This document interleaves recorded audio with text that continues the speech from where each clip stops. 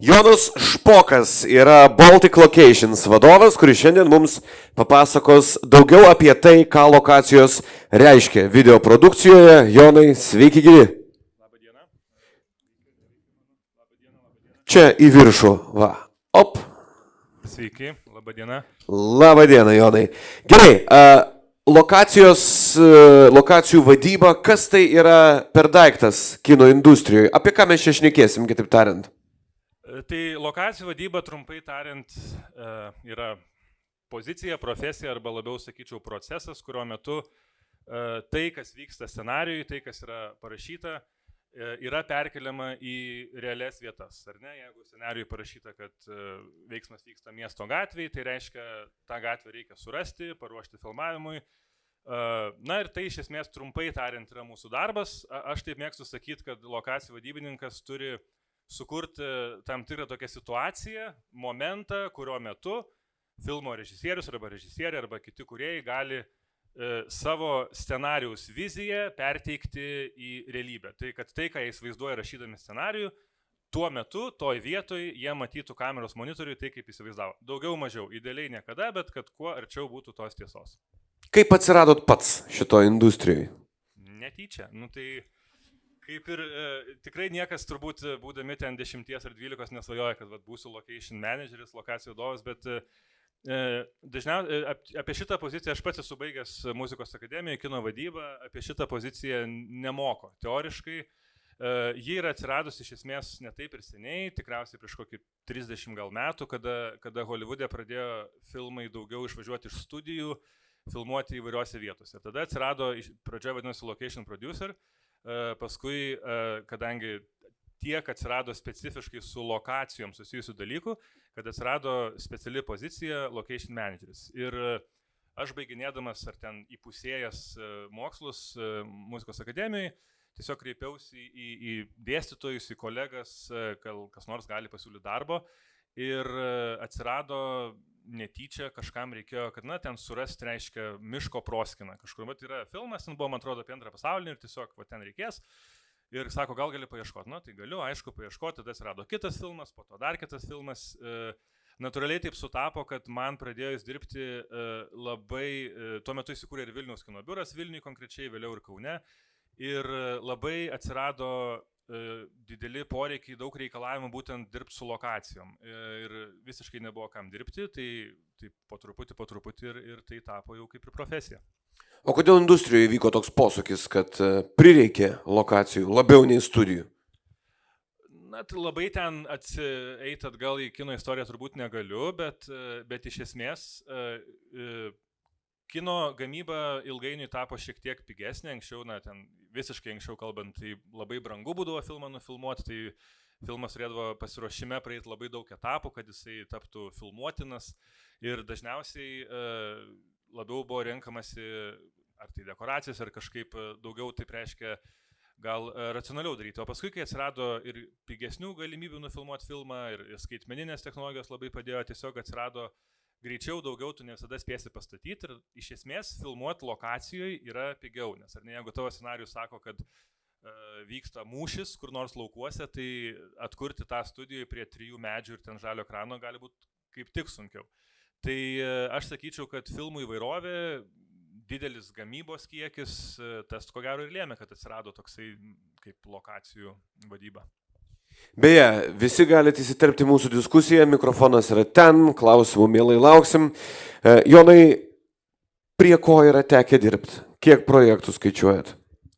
Oi, aš nustojau skaičiuoti po antro turbūt, nes skaičiuoju čia pirmas, tada jau ten antras, o paskui jau nebeskaičiuoju. Tai daug jų, vidurkis tikriausiai keli per metus, gal kokie 4-5, reiktų paminėti, kad aš, kadangi dar ir esu kaip ir vadovas Baltic Locations, tai mūsų yra grupė lokacijų vadovų, tai man tenka daugiau ir mažiau prisiliesti prie visų projektų, kuriuos mes darom, kuriems lokacijas aptarnaujam, bet fiziškai, praktiškai pats jau tiesiogiai, tai gal 1-2 per metus. Tai tikriausiai per jau tą mano tokią karjerą vadinkim, tai gal 20 bus. Kai kurių nesinori ten filmais vadinti, kai kurių gal nesinori atsiminti, bet... Nu šitie įdomiausi, papasakokit. Ne, tai ką jau čia. Tai bet daug, tikrai daug ir intensyvumas ir tas tik tai didėja ir dažnėja tikrai.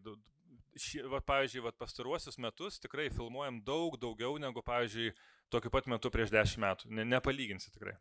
Kodėl taip įvyko?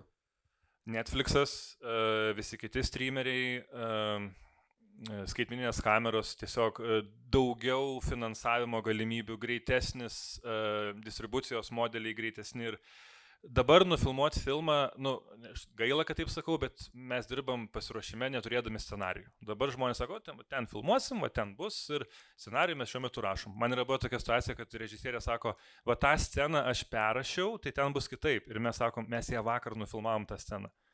Sako, tada neperrašiau, tada lieka taip, kaip yra. Tai tempas yra tikrai daug didesnis ir dėl to, nes, sakau, anksčiau, jeigu paimkim vienas iš pirmųjų filmų, tokių didelių, kur man reikėjo dirbti jau pilnai lokacijų vadovo darbą, buvo BBC Karas ir taika.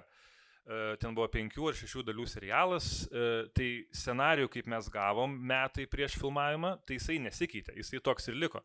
Ir mes ėjom per kiekvieną sceną detaliai, kiekvieną lokaciją detaliai ir ten, kai labai dažnai būna, kad lokacijose ten nuo mėnulio fazės priklauso, ar ten tave dabar leis ar neleis, ir ten, kai ten ūkininkas dieną prieš filmavimą sako, žinot, aš pagalvojau, kad ne, visgi aš jums neleisiu filmuoti. Ir tada režisieriai pasakai, kad mes žiūrėsim dabar, žinok, ne į tą pusę, o į tą pusę, tai gali būti skandalas, nes sakys, tai mes prieš metus čia pasakėm, kad bus ir mano viskas pagal tai paruošta. Šiais laikais, kai taip viskas daug dinamiškiau vyksta, tai kartais taip ir būna, kad kai toks vadinasi mūsų terminas techninis skautas, kada mes kiekvieną lokaciją turim techniškai išsiskautuoti, pasiruošti, tai jisai trunka lygiai minutę ir sako, čia filmuosim ir ten degs mašina. Ačiū, viso gero. Tai tas ir tokie pokyčiai ir yra. Kaip atrodo darbo specifika? Darbo diena, pavyzdžiui, jūsų, kaip atrodo? Ilga. Dažniausiai filmavimo pamainos Lietuvoje, sakykime, ar Europoje standartiškai, tai ten nuo 10 iki 12 valandų. Mūsų darbas, dažniausiai lokacijų departamentas yra tas, kuris mes pirmie ateinam ir pirmie išeinam. Tai galima taikyti ir filmavimo dienai, ir apskritai projektui. Tu dažniausiai būni tas žmogus, kuris produceriais vienam iš pirmųjų siunčia scenarijų, nes klausimai būna, ar tokių lokacijų iš vis galim rasti, pasakyk man, kur lokacija, kur dekoracija turėtų būti. Tai tos dienos tampa tokios, kuo arčiau filmavimo, tuo intensyvesnis. Dažniausiai ilgos, o tikrai nemonotoniškos. 2 vienodų lokacijų nėra, net jeigu tu į tą pačią vietą grįžti filmuoti, tai kiekvieną kartą bus kitaip. Dažniausiai prasideda nuo tokio detalaus planavimo, šiek tiek truputėlį kūrybinis procesas, iki tol, kol tas lokacijas surandi. Paskui prasideda gaisrų gesinimas, paskui atsidarai ten psichologinės pagalbos liniją, visiems padėti, visų išklausyti. Kai visi baigia filmuoti, išvažiuoja, tada reikia susitvarkyti ir užsidaryti. Ir ta diena prasidėjus 6 ryto, kartais gali baigtis 10 ar vidurnaktį ir kitą dieną reikia vėl tą patį daryti. Tai tas yra faina, įdomu. Dažniausiai tuo metu, kai tai vyksta, tai taip negalvoji, bet tame turbūt ir žavumas yra. Apie tos žavius projektus pakalbėkime, man atrodo, ir posterių turim. Prancūzų filmas, Kompromat, iš tos rašiuko, prie kurio jums yra tekę dirbti. Lietuvoje kūrėt Prancūziją? Ten iš tikrųjų Lietuvoje kūrėm Rusiją ir Kutską. Įdomi istorija, kas nematėt filmo, jį beje rodė, nes man atrodo per kažkurį iš kanalų, kine jis ten sukosi, bet tikrai galima pamatyti. Ir aš dažniausiai nemėgstu žiūrėti filmų, kuriuose tekia dirbti, nes tiesiog, ten per daug būna dar neigiamų emocijų, pavyzdžiui, ir ten šiaip. Dažniausiai nusivili, nes tiek darbo dėtų ir galvoja, kad, jau čia tai bus tikrai labai fain ir, galvoja, šito neparodėt. Yra buvo tokių atvejų, kai ten ruoši lokaciją, ten viską padarai ir ką montaže įdės, tai jau čia kūrėjų sprendimas. Ir kartais būna žiūri filmą ir galvoja, šito neįdėjo, ten dirbom 3 savaitės. Tai Kompromatas šiaip visai neblogas filmas, istorija apie prancūzų diplomatą, kuris Irkutske ten, reiškia, buvo teisingai ar neteisingai apkaltintas ir jisai bėgo iš Irkutsko per Maskvą į Europą, reiškia. Tai toks kelio filmas, pakankamai daug veiksmo. Labai savotiškai buvo dirbti su prancūzų kūrėjais, kaip jie įsivaizduoja Rusiją. Kartais reikėjo pasakyti, kad taip. Pavyzdžiui? Nu, aš labai gal konkrečių pavyzdžių nepasakysiu dabar, bet tas pats toksai šaržavimas ir toksai klišinimas kartais tiesiog vietomis juokingai atrodo. Arba kartais turi pasakyti, kad pavyzdžiui, jie ten atsiunčia, ruošiantis filmuoti, ieškant lokacijų, labai svarbu yra iš filmo dailininkų, iš kitų, kurie gautų tokius vizualinius referensus, ko mes ieškam. Ir kartais, kai ten, ar ne, filmas vyksta apie šių laikų Irkutską, o tau ten siunčia sovietmečio visokius, tu sakai, bet tai, jie net ne visada supranta, kad čia yra 80-ieji, 90-ieji, 2000-ieji, tai tokie labiau iš tos pusės. Tai, bet jo, šiaip su prancūzais dirbti buvo taip savotiškai įdomu, nes tai kitokia kultūra, jie kitaip supranta ir COVID'as tuo metu buvo, tai buvo ką veikti. Kaip COVID'as buvo paveikęs jūsų darbo specifiką? Sirgom visi. Mūsų konkrečiai per COVID'ą būdavo labai, aišku, nekalbant apie tai, kad labai išsiplėtė visas aptarnaujantis aparatas, nes aišku, visas dėmesys buvo saugoti aktorius. Nes mes visi galime būti ir su kaukiam, ir su kuo tik nori ten, bet aktorius kažkuriuo metu vis tiek turės būti taip, kaip scenarijui parašyta, tai, tikriausiai be kaukės. Tai labai tas prailgindavo, tas ilgas dienas dar ilgesnės padarydavo, bet sunkiausia buvo, kai vis tiek neišvengi tų atvejų ir tada reikia stoti, tada reikia daryti pertraukas, tada visi planai griūna ir viena pagrindinių to filmo lokacijų buvo tokia sena medinė trobelė ir ten gyveno tokia moteriškė, močiutė, garbaus amžiaus, 83 metų, tai va tas man, pavyzdžiui, ir mes turėjom filmuoti 2 savaitės, tai man būdavo tiesiog morališkai labai sunku, nes tai, ką tu neturėtum daryti, tu dėl savo darbo darai, tai mes ten tam tetulę tikrai labai saugojom ten ir ten purškėm ir visaip ten darėm, ką tik reikėjo. Ne pačią tetulę, labiau namus. Tai va, tokie dalykai, aišku, buvo sudėtingi. Tai, ir, sakykime, ar ne, mes gal lietuviai ten vienokio būdo, prancūzam būdavo labai sunku suprasti, kad jeigu mes pasakom, kad negalima eiti ten ir vynelio gert, tai negalima. Reikia būti izoliavusis ir kuo labiau, reiškia, ne grupėse, tai jiem tas būdavo nesuprantama. Norėdavo per filmavimus vynelį išgerti? Per filmavimus ne, bet po filmavimo tai taip. Bet kur, kambarį?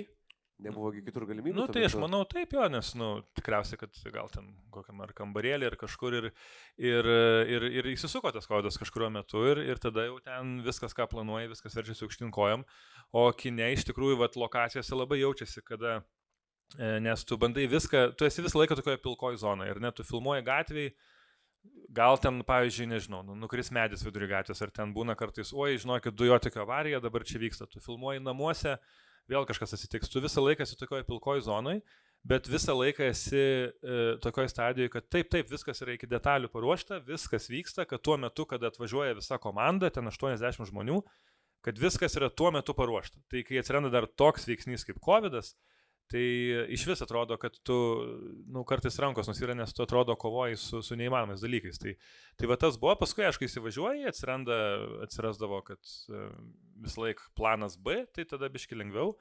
Daug ko mus išmokė COVID'as tikrai. Sako, kad prancūzai įdomiai žiūrėjo į darbą kai kuriais momentais, o matosi filmuojant filmą.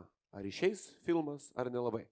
O taip, tai dabar jau galiu pasakyti, kad matosi ir pasiruošimo metu. Matosi,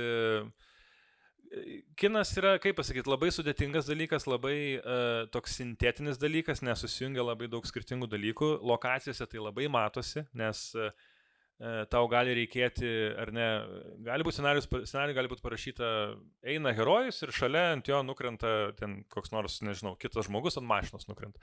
Tai visą tą padaryti yra daugybė skirtingų, ar ne, tai ir kaskadininkai, ir speciefektai, ir kažkokie techniniai parametrai, ir grimas, ir kostiumai, ir filmavimo technika, kad visi jie kooperuotų, taip susinchronizuotų į tą momentą, kada reikia, labai sunku yra tą pagauti. Ir lokacijose dirbant tu labai tą matai, nes tu žinai, kada kas turi įvykti, kad režisierius, kaip pasako, action, kad tai ir įvyktų. Tu lokacijose žmonės pirmi žino, aha, kranistas pavėlavo, nu tai dabar mes nepakabinsim kaskadininko ir negalėsim jo numest. Ar ten nebuvo kur pasiparkuoti kostiuminės mašinai, tai dabar mes ten lauksim. Tai jau ruošiantis matai, kad ar per mažai dėmesio įdedama, ar vėlgi mes lokacijose būnam tie, kurie yra dar keli departamentai kine, kuriems netinka atsakymas, nu va čia kažkur, kažką, čia va. Sunkiausia yra surasti lokaciją, kai režisierius sako, could be anything. Man bet kas tiks, ten tiesiog, tai gali būti bet kas ir tada rodai, ne. Sako, ne, nu čia siena netokia, čia langas netoks. Taigi man tam name turi būti taip ir taip. Ai, tai it's not anything, tai kažkas tokio. Tai vat tas dalykas, kada yra nekonkretu, tai lokacijose mes pirmi pastebim ir mes galim sakyti, nu žinokit, nes yra tokia taisyklė kine, tu kiną darai pasiruošimo metu, ne on day, kada tu filmuoji, bet kada tu ruošiesi. Nes jeigu tu nepasiruošiai, tai kai filmavimo dieną sakysi action, tai nebūtinai tai ir vyks. Tai matosi tikrai ir man yra tekę laimė dirbti su projektais, kuriuose tu nuo pirmos minutės matai, kad čia bus wow ir būna wow ir paskui dar ir visi sako, kad buvo wow. Ir būna projektų, kur tu galvoji, nu čia mes iš vis nenufilmuosim ir tada taip ir vyksta. Tai labai matosi ir kine dažniausiai įkvepia tave tie kūrėjai, kurie tą filmą kuria. Ir jeigu yra per didelis kiekis žmonių, kam nerūpi, tai tada geriau nedaryti, geriau tos pinigus paaukoti kam nors. Yra buvęs filmas, kuris neišvydo ekranų? Taip. Yra buvęs mano vienas iš pirmų filmų, amerikiečių serialas The Assets, ten buvo ABC kanalo, man atrodo. Ir aš dirbau konkrečiai su 5-6 serijomis 6. Ir kaip Amerikoje įprasta, jie po pirmos ar tai antros serijos nukencelino, nes jis neturėjo reitingų, jis nebuvo. Ir yra buvo ir vaidybinių filmų ten kažkokių, kur tu nufilmuoji ir jie neišeina. Tiesiog juos neišplatina, jų tiesiog nerodo. Grįžtant prie kompromato, kur Irkutskas buvo Lietuvoje? Vilniui. Vilniui, Kaune. Ten iš tikrųjų vis tiek sekėm šiek tiek režisieriaus, dailininko tokią kaip meninę liniją. Tai ten mes pradėjom filmą ten googlindami tą Irkutską, kaip jis atrodė, bet vis tiek režisierius norėjo kažkaip savaip. Tai nerodėm ten to tokio baisiojo Sibiro Irkutsko. Toks buvo tiesiog labiau, jiems reikėjo parodyti kontrastą tarp Prancūzijos ir vat, rytų ten Sibiro Rusijos, reiškia. Tai buvo, tai šiek tiek šnipiškės, Kauno centras buvo, tai nereiškia, kad Kaunas jau ten kažkoks baisus, bet tiesiog labai tiko. Konstitucijos prospektas buvo, tai ten Pilaitė, Šeškinė, tai bet sakau, čia, vat, kai kitą projektą pereisim vokiečių, tai labai yra kartais įdomu, kai tu ateini į tą pačią lokaciją ir vieną dieną filmuoji, ten, nežinau, Pripetę ar Irkutską, o kitą kartą ateini pas tą patį žmogų ir sakai, čia bus Vokietija 2050 metais. Tai kartais ir mane patį vis dar kartais nustebina, kaip gali kūrėjai pasirinkti visiškai, kas tau atrodo, nu čia tai tikrai nebus. Čia tai tikrai nebus ir sako, čia labai gražu. Tai pereikim tada prie vokiečių, Netflix filmas Paradise. Va. Kokios čia Lietuva?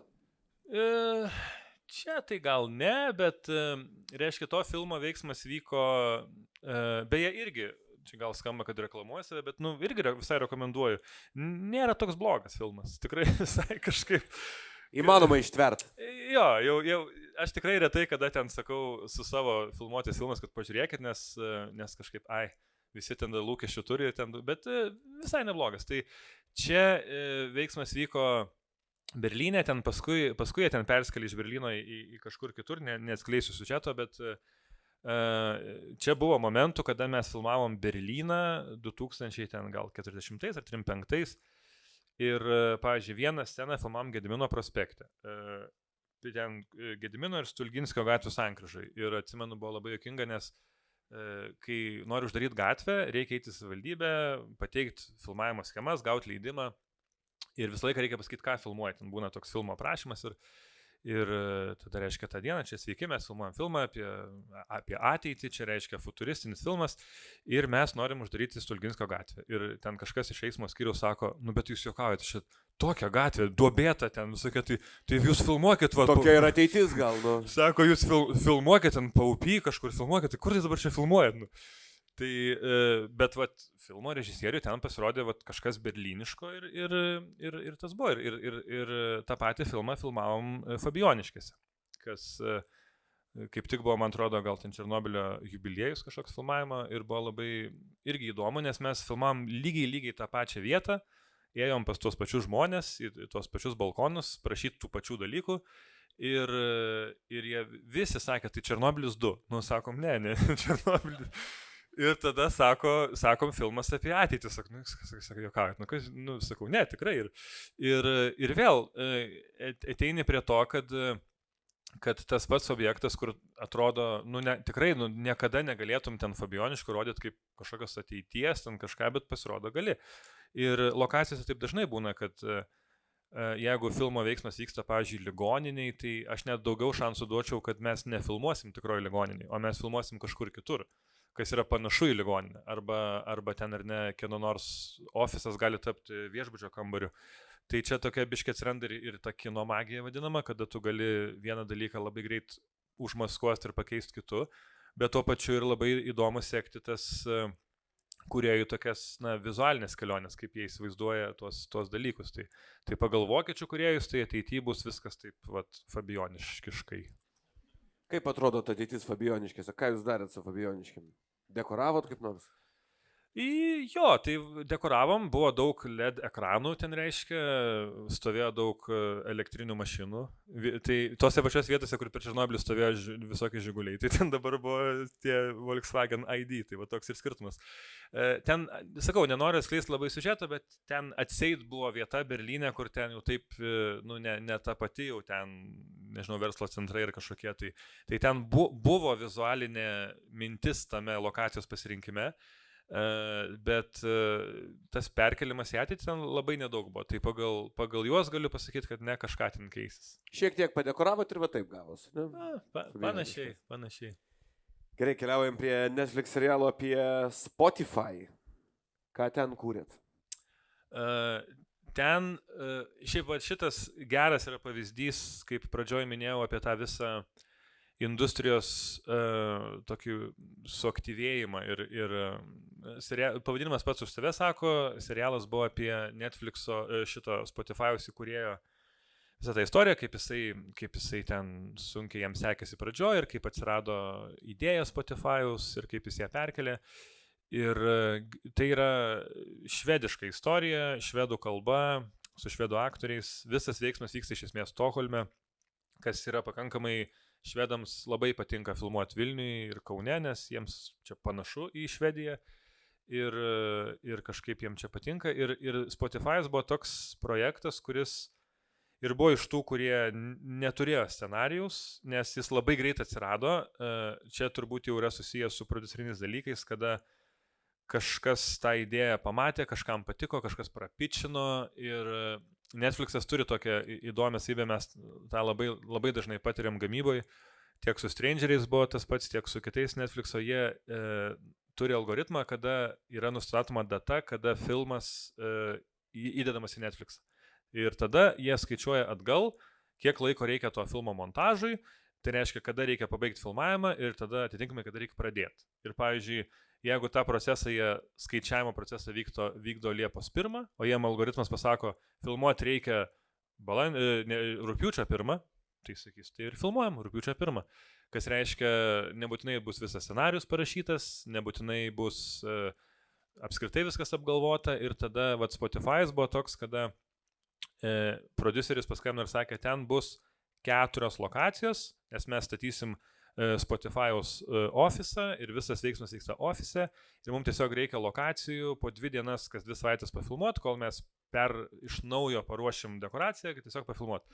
Viskas baigėsi taip, kad mes 4 dienas filmavom studijai, visa kita buvo lokacijos. Ir buvo tiesiog bėgimas, galvojimas, gerai, ką mes rytoj filmuojam, kas čia galėtų būti panašu. Čia atsirado naujas scenarius, nauja scena. Tai čia visa laimė man buvo, kad aš turėjau patyrusią komandą, žinom, kaip dirbti ir truputėlį žinai, kaip pasidaryti, nes jeigu bet kas turi šiek tiek mažiau patirties kino gamybai, tai toks volas gali pervažiuoti negrįžtamai. Tai yra toks aparatas ir filmavimo dieną ateina 80 žmonių, kurie jie turi savo darbus aikšteliai. Vienas ten turi kamerą laikyti, kitas turi šviesą statyti, trečias ten turi kažką. Jie nežino to viso, kas vyko iki tol. Ir jie nežino, kad, tai jūs čia tik tai vakar pasakėt žmogui, kad pas jį filmuosit. Tai gal man nereikėjo sakyti, kad mes čia dabar viską patrauksim, viską pakeisim. Kartais praleidžia tą tokį emocinį momentą ir tu ten tada jau žiūri, kad žmogaus akis jau tokios jau ten. Ir tada būna filmas, visas projektas apie gaisrų gesinimą, kas yra, jeigu būtų location managerių universitetas, tai turbūt reikėtų atskirą kursą daryti gaisrų gesinimo. Kokį žmogų ir kokiu atveju esat labiausiai išgąsdinę su savo sumanimais? Visus, daugiau ar mažiau. Vienas toks, atsimenu, per tą patį Karas ir taika buvo projektą ir filmavom didžiulį Borodino mūšį, ten pats didžiausias visam filme, 400 masuotės, sprogimai, reikia kasti apkasus ir labai reikia specifinės lokacijos. Kalvoto lauko, nėra čia Lietuvoje daug tų kalvų, bet radom šiaip ne taip ten kažkur užkernavęs. Ir ten buvo didžiulis laukas, jisai turėjo gal 20 savininkų, bet jie ten nieko nedarė tiesiog. Ir gynai per vidurį lauko toks banano formos buvo vienas žmogus, kuris ten kažką vis krapštydavosi, ten kažką augindavo, ar ten šiaip jam. Ir su juo buvo žiauriai sunku ten susitart. Tai ten kainos buvo nuo nemokamai iki 20 000, iki iš vis neleisiu, iki ten. Žodžiu, kažkaip ten sutarėm, bet jis turėjo tokių sąlygų, kad pavyzdžiui, ant mano žemės ten negalima su jokia technika, ten mes jau apsiplanavom, kaip čia mes iki čia kasim, tada čia nekasim, čia arklys nejosis, čia turės apjoti. Ir pirmą dieną pasiruošimo, reiškia, važiuojam su mašinom, reiškia, su džipais ten statybininkai jau kasti, ten daryti tų visur. Ir, kažkas ten nepasakė jam, kad nevažiuot per čia ir pravarė kiaurai per tą žmogaus tą lauką, tas ten atbėgo išsigandęs, sako, mangi sakė Jonas. Su kirviu. Jis ten neskirviu, bet akise tai ten buvo, kas tik nori. Jis, man Jonas sakė, kad čiagi nevažiuos per mane, kad saugos. Ir pasakau, ir tie statybininkai, jie ten nežino, kas su kuo kaip kalbėjosi. Ir jis sako, tu nesinervuok, sako, tau čia dar ne taip suvarys. Ir viskas, ir duris tada užsidarė, ten su tuo žmogum tada iki pat filmavimo ir galiausiai filmavimo dieną mes nusprendėm, kad mes iš vis nieko ten nedarom, nes yra per daug rizikinga. Labai dažnai būna, kada žmogus nesupranta, kad filmavimas yra 50 žmonių, jis sako, tai aš galvoju, čia jūs ateis operatorius ir filmuos. Labai dažnai būna, mes netgi savo kolektyvę turim tokius džemperius ir ant nugaros esam pasirašę, mes čia biškį pafilmuosim. Tai čia yra toks vidinis bairis, kada tu labai nori, kad tas žmogus sutiktų, kad čia prašau, filmuokit. Ir mes čia biški trumpai, čia nieko, čia 1, 2 ir viskas. Ir tada atvažiuoja konvejeris. Tai daugiau ar mažiau išgąsdini visus, bet čia pasiruošime stengiasi labai aiškiai, labai atvirai, labai nuoširdžiai viską sakyti, net jeigu, pavyzdžiui, jeigu nežinai, kaip bus, sakai maksimumą, sakai, kad bus taip ir taip, taip ir taip. Ir jeigu žmogus sako, ne, man to nenoriu, bijau, neleidžiu, tai, geriau tada yra sakyti, mes tada čia nefilmuosim arba su aiškiam sąlygom, nes paskui filmavimo dieną gauti neigiamus atsakymus yra ir brangiau, ir sudėtingiau, ir galų gale, tiesiog mūsų tai yra, vadinasi, lokacijų vadyba, bet, tu ne su namu ir ne su siena ir ne su medžiu kalbėsi. Tu kalbėsi su žmonėmis, kurie tuose namuose gyvena, dirba, ten kažką veikia. Ir jeigu tik tai pradedi kažką svaigt, tai tas išlenda, jeigu ne tau, tai kolegom, kurie po tavęs ateis. Tai kai tas žmogus, kurio ten laukus niokojot, filmavimo dieną atsisakė leist filmuoti, kaip suprantu, ką tada daryti? Filmavimo dieną, jeigu viskas taip vyksta paskutinę minutę. Tai tada žiūri, koks variantas yra mažiausiai skausmingas, kas mažiausiai keičia galbūt filmavimo planus. Pavyzdžiui, per Černobylį, kai mums vienoje lokacijai pasakė 10 kartų didesnę sumą ir tada, pradžiai šnekėsi ten su prodiuseriais, sprendi. Tai toj vietoj buvo labai aiškiai žinutė, kad pasakyta, mes režisieriui tikrai nesakysim, kad dabar čia mes negalim kažkur filmuoti, tai ten kažką pasidarėm simboliškai ir traukia tada tuos pinigus. Kai projektai neturi pinigų, tada žiūri, ką kitaip daryti. Toj vietoj buvo tiesiog ten turėjo pasikeisti vienos iš esminių filmo scenų logistika, kur jie buvo sugalvoję kadruotę daryti vienaip ir kadangi tas žmogus jau ten neleido išvis ten, kad pas jį būtų kažkas daroma, mes turėjom pasukti kitą pusę, kas mums gal tai nieko nereiškia, bet kūrėjams tai daug reiškia ir tada parašai, kad, unfortunately, turiu visus informuoti, kad yra taip ir taip, tada gauni atgal ten e-mailus su visais, kad aš negaliu patikėti, kad tai vyksta, kaip tai gali būti, ten visa kita. Tada, atsimenu, buvo labai, režisierius šiaip ten konfliktavo su produceriais, kaip dažnai būna, ten kažko negavo, kažko norėjo, ten išėjo. Ir tada dar aš užmečiau tą laišką dėl to, čia duobės kasti negalėsim, reikės kasti 10 metrų į šoną. Ir ten režisierius tokį pavarė ten su visais keiksmažodžiais, čia mes pusę metų tą darėm, aš negaliu patikėti, kad tai vyksta. Aš galvoju, tai gal čia turbūt mano paskutinė diena šitam darbe. Ir kitą dieną mes ten, reiškia, į tą lokaciją važiuojam, tai su keturačiais, ten su džipais, tai ten kažkaip į galą ten susėdė, nes ten su busiuku nepravažiuosi. Ir ten susėdom ir kažkaip aš sėdžiu su režisierium tam, vienam tam džipo toj bagažiniai, galvoju, dabar jau čia varys, jisai sako, ai, ten tas laiškas, tai tu supratai, kad ten ne tau, ten supratai, kad ten jiems. Aš sakau, ne, tai ten tu man buvo atsakyta, ne, sako, tai mes pakeisim tą duobę, ten viskas gerai, tu nesijaudink. Aš sako, norėjau jiem ten duoti spaudimo, kad čia žinai, kad ten, nes man kažkokia aktorius ten 2 dienas papildomai nedavė. Tai kartais tai išsisprendžia paprastuoju būdu, kartais kūrėjai būna nuoširdžiai labai pikti, kartais vaidina, kad yra pikti. O kartais būna net nepastebi. Tai įvairiai būna, jeigu problemos būna globalios, kartais būna ir globalios, kad ten vieną kartą yra tai buvo, kad išsirinko lokaciją filmuoti kažkur senamiesty, ten kažkokį seną namą ir Liepos mėnesį ten išsirinko, filmavimus rugsėjį ir per tą likusią vasaros dalį ten audros kažkas ir ten nuplovė kažkokį pamatą ir tas namas tapo nesaugus, ten jo pusė sienos, tai tada automatiškai sakai, aš jau čia nieko nepadarysiu, čia jau jūs galite eiti, bet jūs ten tada mirsit visi. Tai kartais išsiskituoja globalumu, o kartais specialiai darai iš musės darai dramblį, kad parodytum, kad lokacija nėra, kad ne kojas ten valaisi. Tai kartais kaip tik, jeigu būna kažkas įvyksta, ten, pavyzdžiui, buvo šnekėta, kad ten nenaudosim, pavyzdžiui, ten kokio ir nežinau, senam dvare, ten kokiu nors tikrų žvakių, nes jos palieka vašką, ten išsipurvina. Ir tada koks nors ten nesusipratėlis ten padega tą žvakę. Ir ateina ten koks dvarininkas, oi, kaip čia negerai, čia gal ir tada ten stop filmavimas, stabdom, buvo sakyta, kad negalima, tiesiog nori sukelt šiek tiek tokį, kad, nes labai pradžioj man, kai pradėjau dirbti, labai nervuodavosi, dabar supranti, kad kiekvienas žmogus turi savo darbą, jisai fokusuojasi į tai, ką jis nori padaryti. Ir jie pamiršta, kad pas kažką namuose ateina ir tada aš tai stebiu, kad žmonės taip žiūri, kad ten kažkas taip žiūri. Esu kvietęs policiją savo vieną kartą. Papasakokit. Buvo, filmavom kažkur mieste labai vis laik yra sunku su parkingu, jo nėra, jisai brangiai kainuoja, ten jis sunku įsivalyti ir jis yra būna skirtas tik tai tam techniniam transportui, kuris atvažiuoja, kad kuo arčiau, kad išsikrautų techniką, kad taupytų laiką. Ir tada ten prasideda kažkokie vairuotojai, ten kažkokie atveža aktorių ir ten sėdi laiko ir tada sakai, o mes turėjom leidimą kažkaip po ženklų pastatyti 3 mašinas. Iš tų 3 jau tampa ten 8. Ir aš žinau, ką tai reiškia. Pravažiuos ten kokia viešoji tvarka, pravažiuos policija, bus baudos, tai reiškia tada kitą kartą vėl į savivaldybės komisiją, jie tau tada leidimų neduoda, nes jūs jų nesilaikot, nes taip toliau. Ir tai vieną kartą sakai, patraukit tas mašinas, netraukia. Antrą kartą sakai, patraukit tas mašinas, netraukia. Tai ką, aš paskambinau, ten ne į policiją, viešąją tvarką. Paskambinau viešąją tvarką, sakau, čia vyksta filmavimas ir žmonės nesilaiko, tai reiškia taisyklių.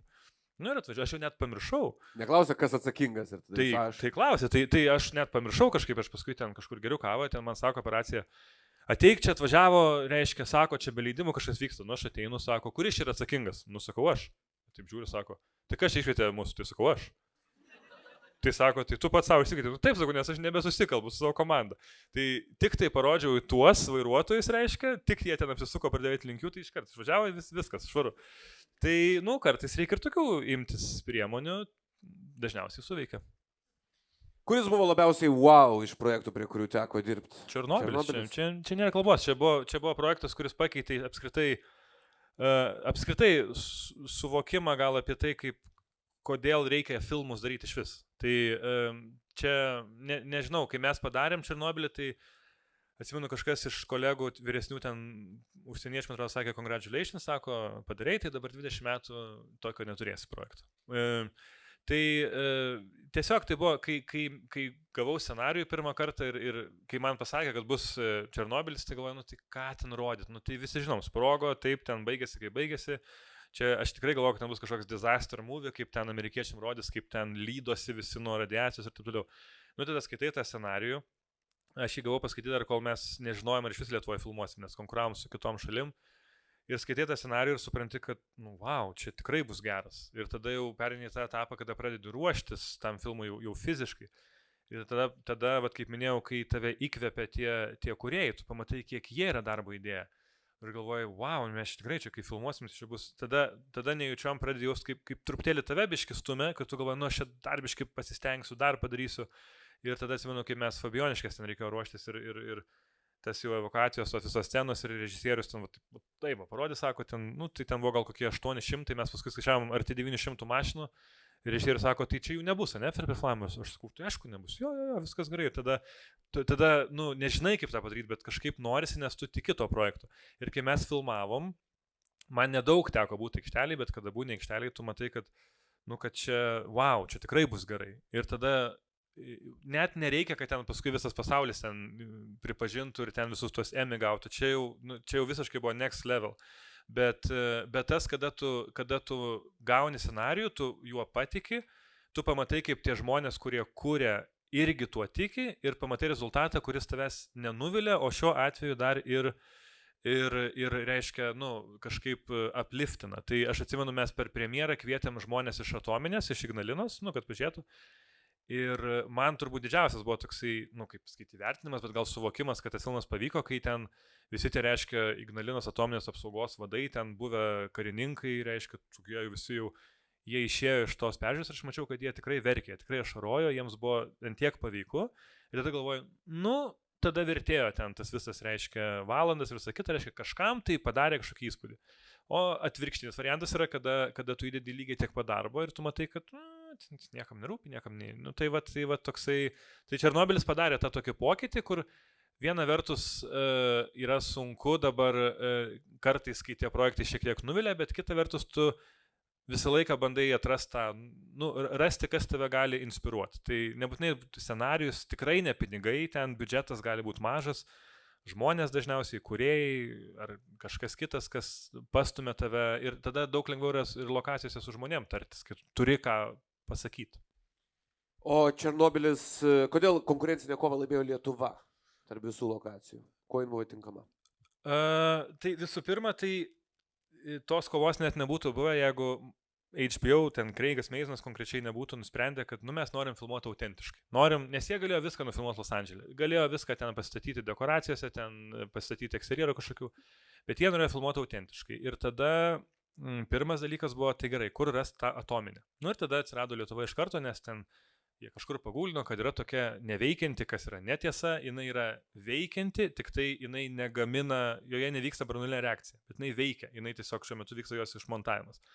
Tai ir kai atsirado tas elementas atominės elektrinės, tai tada ir buvo ten Lietuva, Ukraina, man atrodo, dar kažkokia, dabar nepamenu, ar tai Serbija, ar tai Vengrija, kur turėjo sovietinių laikų atominę. Vengrija, man atrodo. Bet jinai nebuvo ta RBMK, jinai buvo kitas modelis.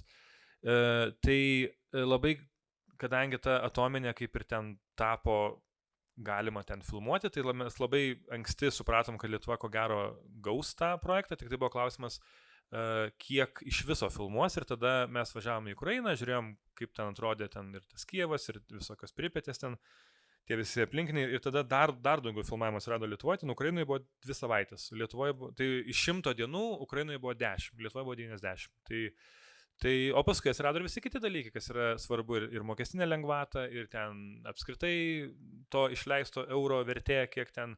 Ir kiti dalykai, Lietuva turėjo pranašumą prieš kitas rytų Europos šalis, nes čia aptarnavimas arčiau vakarietiško. Ten tikrai kitose šalyse yra sunku, nes ten ir kažkokia korupcija, ir kažkas neaišku. Amerikiečiams labai sunku yra didelį projektą išvežti ten išleisti keliasdešimt milijonų ir nežinot, kad, tiksliau žinot, kad, gal ten tai bus, o gal tai bus. Jiem tai netinka. Gal turit klausimų? Turi mikrofoną ten stovinti, jeigu norit ko nors paklausti, keliaukit prie jo. Gerai, Stranger Things tada gal. Ta aptarkim. Ar klausimas pirmas? Turim klausimą. Tai prie klausimą tada. Girdžiuos? Gerai. Puikiai. Norėjau paklausti, ar turite kažkokių tipsų, kaip būtent tą pirmą researcho lokacijos ieškojimo fazę atlikti geriau, kai tu turi idėją, bet tu nežinai būtent kur rasti tą lokaciją. Tai kreiptis į mane. Ne, nesikreip, neturiu laiko. Kur rasti, jeigu tu jau turi konkrečių kažkokį, jeigu tavo, kaip pasakyti, galvoje yra konkreti idėja, tada reikia kreiptis į kažką, kas galbūt užsiima, arba jeigu ten, nežinau, jeigu tavo scenarijų yra ten kokia nors, nežinau, ten ferma, ar kažkoks gamykla specifinė, ar kažkas, tai kreiptis tų žmonės, kas toj srity dirba. Tai čia turbūt reikėtų ieškoti profesionalesnės kažkokios pagalbos, kad nebent lokacija yra kažkokia labai paprasta, tai tada reikia kantrybės. Tada reikia, jeigu tai yra kažkas, ką tu gali fiziškai keliaudamas aplinkui surasti, tai labai dažnai manęs klausia, ten randi kokią nors, nežinau, ten super netikėtą ten fermą ar kažkokį ten labai gražų mišką, tai kaip čia radot, tai paprastai, suki ratus, kol randi. Bet jeigu tau reikia, pavyzdžiui, kokio nors specifinio dalyko, ten nežinau, kokios nors saulės jėgainės ar kažko, tada reikėtų kreiptis ten, kas tuo užsiima, nes yra vienas dalykas lokacija, kitas dalykas ką ir kaip ir kada tu ten gali daryti. Manęs labai dažnai klausia, ar galim ten, ar turim pasiūloti ten ko nors tokį ir tokį ten specifinį dalyką ir sakai, tai aš tau galiu parodyti nuotrauką, bet, tu ten negali filmuoti beveik niekada. Ar ten būdavo tokia lokacija, dabar yra, man atrodo, Vilniaus, ten reiškia, Liepkalnio vandens saugykla. Ir ten yra tiek niuansų visokių, kad nuotraukas tu gali parodyti, bet kai ateis momentas tau ten filmuoti, ruoštis tu negalėsi. Tai va čia toksai, tau reiktų žinoti, ką tu nori filmuoti ir tada jau kur kreiptis. Aš labiau turėjau omeny, pavyzdžiui, aš noriu surasti apleistą telefono būdelę Lietuvoje. Ir aš, nevažinėsiu aš pats fiziškai dar kol kas, bet aš turiu daug laiko prie kompiuterio ir galvoju, kaip man padaryti tą researchą. Yra ten kažkokių forumų, ten visokie apleista, taip toliau. Facebookas padeda, tiesiog šauni į orą, klausi. Čia tai tiesiog klausti, ieškoti ir sėkmės faktorius kažkada ateis ir gal rasti. Nežinau, šiaip aš tai skeptiškai galvoju, ar tokia dar gali būti. Nes... Tai labai labai sunkiai. Jo, nes jeigu jo yra nors kažkiek metalo, tai jinai yra surinkta. Ačiū. Taip, kitas klausimas. Sveiki. Dažnai būna sakoma, kad yra situacijų, kai aktoriams lengviau prasimušti kažkokį vaidmenį, kai turi kažkokį užnugarį, rimtą. Ar jūsų profesijai egzistuoja tas vadinamas švogerizmas, kad jeigu tu ten jau padarai projektą su vienu režisieriumi, ir produceriu, tiksliau, ar lengviau paskui yra pas tą patį kūrėją įsibrauti? Jo, tikrai yra lengviau ir tai gal net nebūtų švogerizmas iš tos būtent pusės, kad proteguoja, bet labiau, kad kine labai svarbu yra pasitikėti savo kolegą.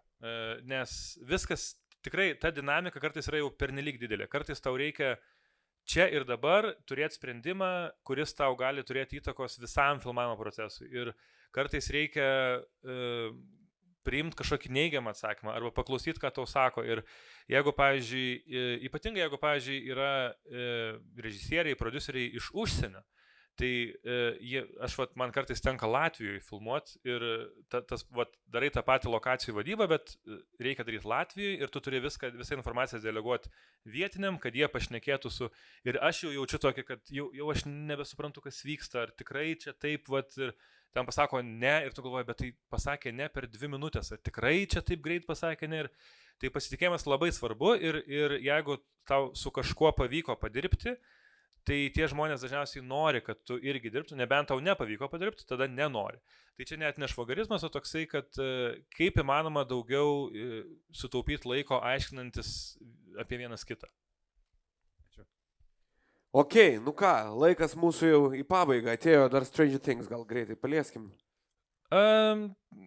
Galvoju, iš kurios pusės čia dabar paliesti, tai buvo gal, mes daug filmuojam tų Netflixo vadinamų filmų, bet tai buvo skirtumas tas, kad tai buvo tas jau Netflix original, tai va ten ir jautėsi ir kiti biudžetai, ir kitas dalykas. Man paliko įspūdį ir ne tiek gal tiesiog patvirtino dar kartą, kaip amerikiečiai moka daryti kiną, filmus, jiems tas labai gerai išeina, jie turi labai gerą darbo etiką, ten ir metodiką, ir vat po to projekto biškai kartais būdavo sunku išsireikalauti, tiksliau gal toleruoti europiečių tą truputėlį, vat, kaip ten kompromato tokį, kur, čia filmuosim. Bet ką mes darysim? Čia. Ir tada atsimenu po to vat, per kompromatą, kai mes ten filmavom kažkokias gaudynių bėgimo scenas ir ten viskas buvo visiškai atvirkščiai, negu ten kažkas buvo ten planuota, tai atsimenu net kviečiausi prodiuserius į aikštelę ir sakiau, kad čia mes iš vis nelegaliai filmuojam, nes mano leidimas sako apie šitą gatvę, jūs dabar iš vis kažkur ten.